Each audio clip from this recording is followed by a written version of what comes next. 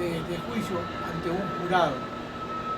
Pero este paradigma y esta constante, un poco en la línea de ese victimólogo Mendelssohn, se quiebra, se produce una ruptura con este sistema. Y yo le digo a mis alumnos en clase, cuando frente a una reunión hombre-mujer, la mujer dice que no, es no, no y no. Ahí cuando se revisa el proceso se puede apreciar que incluso un médico forense dice que presentaba alguna escoriación en la zona pública, pero físicamente Tyson era una mole de músculo como casi 300 libras frente a una Miss Negra de físico muy esmerriado. Pero fue la palabra de la Miss Negra contra la palabra del boxeador Tyson, y Tyson terminó condenado. Por eso, en algún comentario de un notable jurista como George Fletcher, norteamericano, él decía que a partir de ese momento cambia el discurso en el tema de los delitos sexuales y se le da credibilidad a la víctima.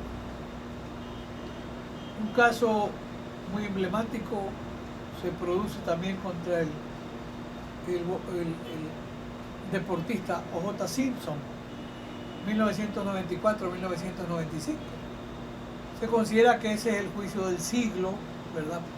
Por la publicidad, por la discusión, la calidad de los abogados, etc. Y a Simpson se lo acusaba del asesinato.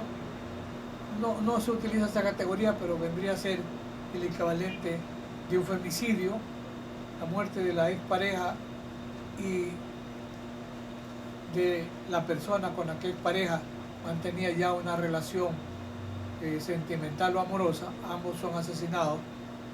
Y bueno, el proceso Simpson para aquel momento cuenta con el famoso Dream Team, la calidad de abogados, Bailey, Shapiro, Conchran y algún incluso decano de una facultad de Derecho, más los abogados criminalistas, los abogados investigadores en el tema de jurado, los médicos forenses.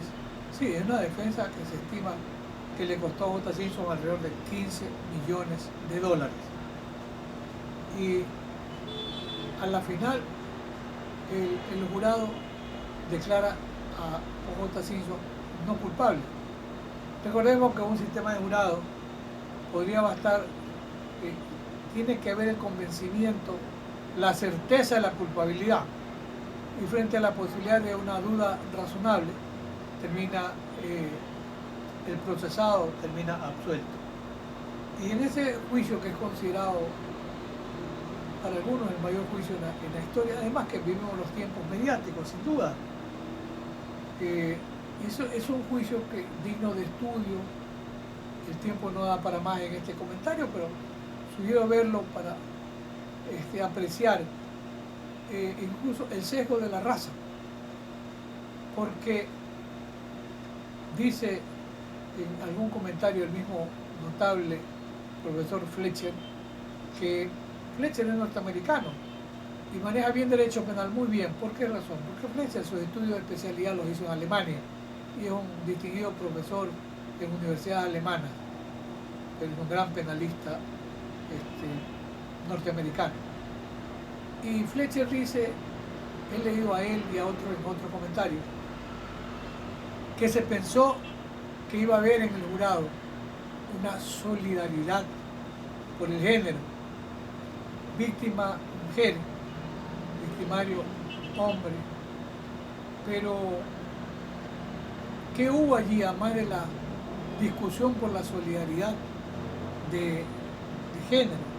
Un tema muy importante, la solidaridad en razón de raza, porque en lo que yo he leído, la mayoría del tribunal era de raza negra. Y podría ser que el tribunal en su mayoría haya habido paridad de género. mujeres. Pero antes que la solidaridad de raza, ¿verdad? O más bien la solidaridad de raza negra, puede que haya sido un factor, como dice Julia Fletcher, determinante al momento de resolver. Por eso es muy interesante reflexionar. Sé que para el caso argentino el sistema de jurado avanza y avanza con muy buenos pasos. Además que el trabajo que hace el juez técnico argentino de instruir al jurado es muy significativo. Yo diría que en eso está muy lejos de lo que puede hacer un juez norteamericano, ¿verdad? Que sabe derecho, pero el juez argentino que está en la dirección de un juicio por jurado hace un gran trabajo, incluso en un momento dado puede ser en las exclusiones probatorias, etcétera, y es un juez muy bien preparado para poder ilustrar al tribunal. Yo diría que eso es otra historia. Hay otro caso también en el sistema norteamericano, que es muy emblemático, que es el caso de Johnny Depp versus Amber, su cónyuge, ex cónyuge, del año 2022. Es un caso en el que Johnny Depp aparece como la víctima, gran actor de cine que ha hecho mucho dinero con sus series como Piratas del Caribe, la primera era el joven de las manos de tijera, etc. Sí, es un gran actor, pero que él mismo reconoce a lo largo del proceso. Gran consumidor de alcohol y de altas dosis de oxicodona, que tiene grandes contenidos opiáceos. Y aparece en más de un momento la conducta violenta también de él.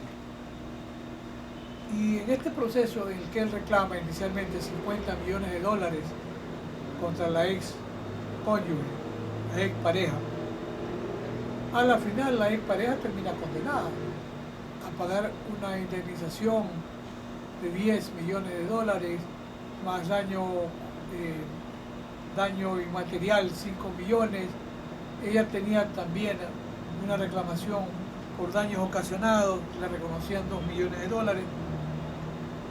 Sé que hace pocos meses llegaron a un acuerdo reparatorio de 1 millón de dólares. Pero, ¿qué es lo que quiero destacar? Porque ese 1 millón de dólares, para quienes tienen mucho dinero, puede resultar simbólico. ¿Cómo se mediatizó el caso?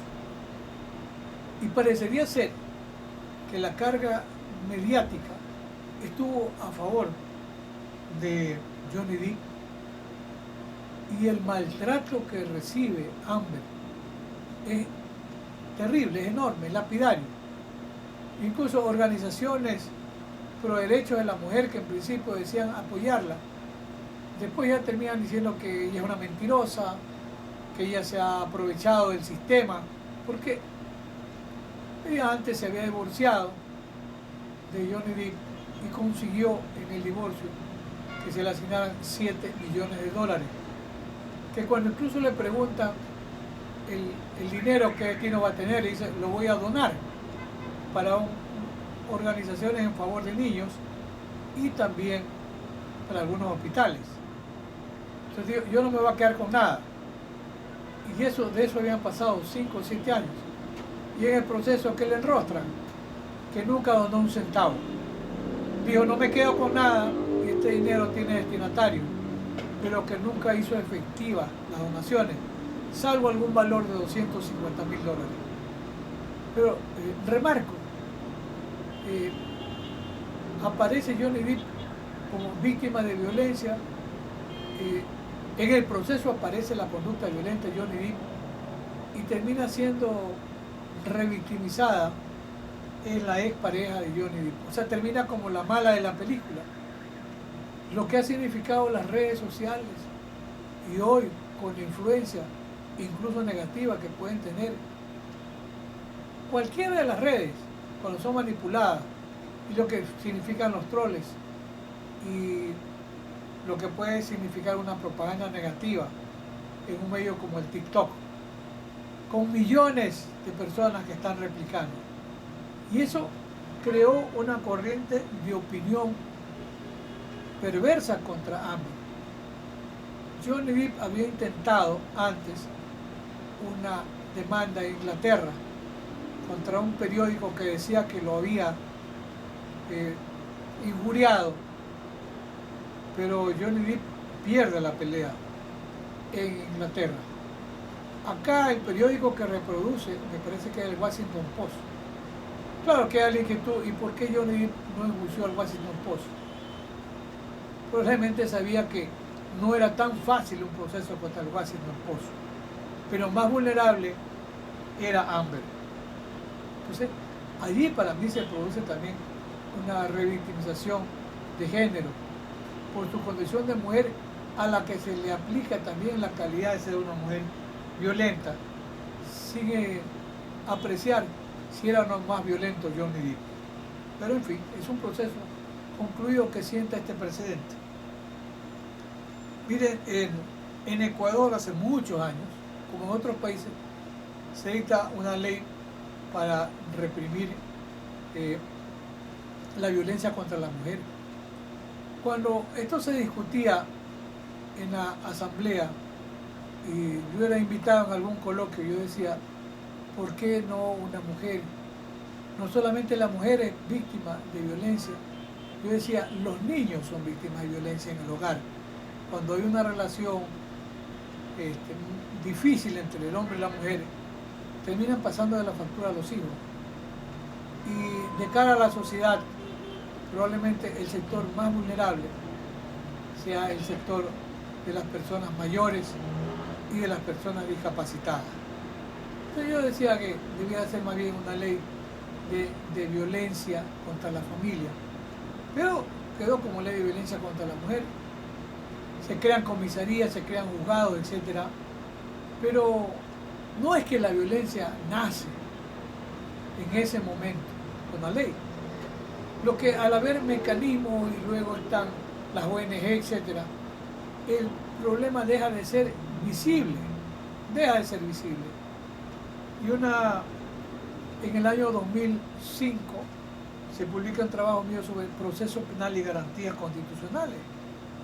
Teníamos la Constitución del año 1998, que era un avance en el tema de garantías constitucionales y derechos. Ya existía la ley de la violencia contra la mujer,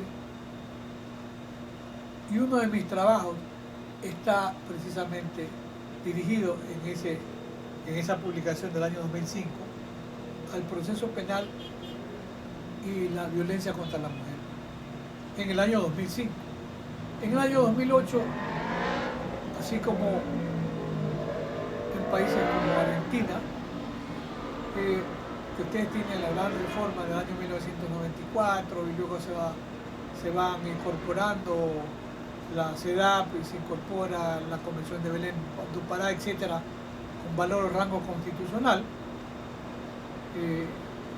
En Ecuador se edita la Constitución del año 2008, una constitución muy avanzada, donde se habla de la paridad de género. En este tema se dice que la Convención de Naciones Unidas tiene que ver con género, no discriminación y responsabilidad del Estado. El famoso caso de Campo Algodonero versus México, por los asesinatos en Ciudad Juárez, hay que revisar, porque es condenado el Estado mexicano a no solo a acuerdos reparatorios e indemnizatorios, sino además a diseñar toda una estructura de educación en materia de derechos humanos.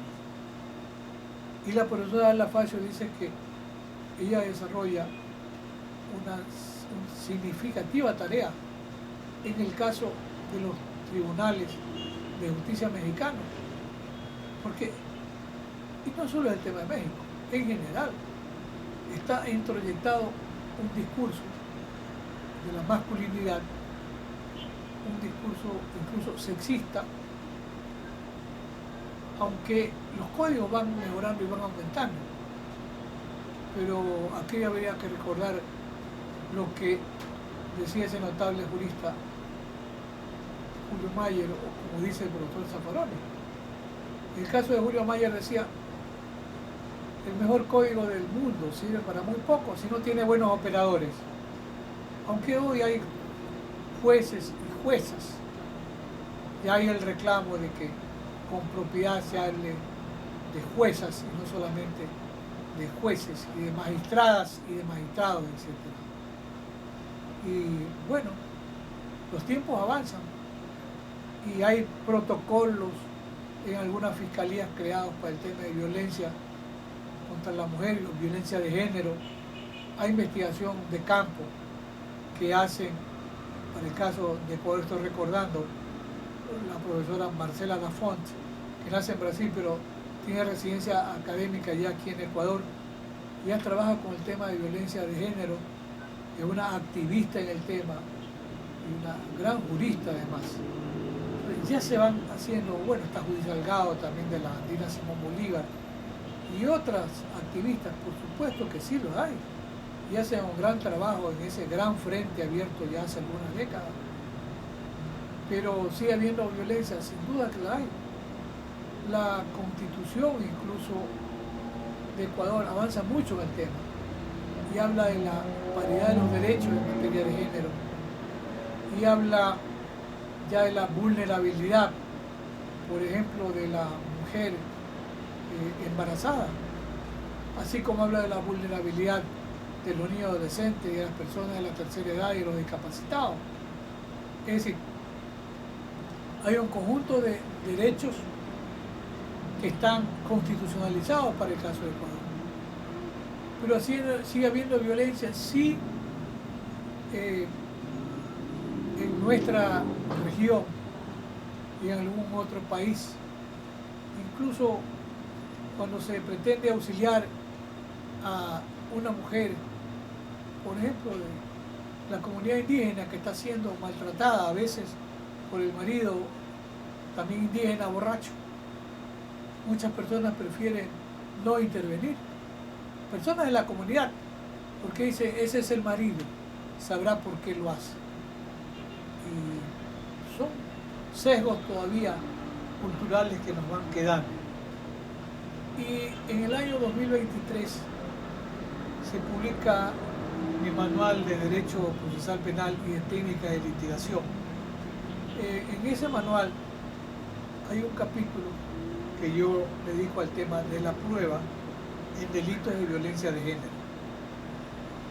Y yo incluso recurro a el concurso, seguramente de profesoras que están más capacitadas que yo para hablar sobre el tema. Y ahí están las reflexiones, la presencia de las profesoras hoy en el ámbito constitucional, en el ámbito penal, en el ámbito procesal penal, hacen presencia muy, pero muy importante. Y en este tema de violencia de género, seguramente tenemos mucho que aprender de lo que nos puedan enseñar. Y voy concluyendo con algunas ideas. Primero, la violencia de género, yo pensaría que siempre estuvo allí, pero estaba invisibilizada. Incluso frente a cierto tipo de criminalidad, la mujer ha sido víctima. Yo recuerdo una profesora, Carmen Anthony, que trabaja con el Grupo Latinoamericano de Criminología Crítica y Comparada. Carmen Anthony decía, es que, se refería al caso de la prostituta, estoy hablando hace 30 años, 40 años, en las reuniones del Grupo Latinoamericano de Criminología Crítica, donde estaba Lolita Millar, estaba Rosa del Olmo. Y Carmen Anthony decía, por ejemplo, en el caso de la prostituta, decía, ella es víctima de un proceso de revictimización múltiple.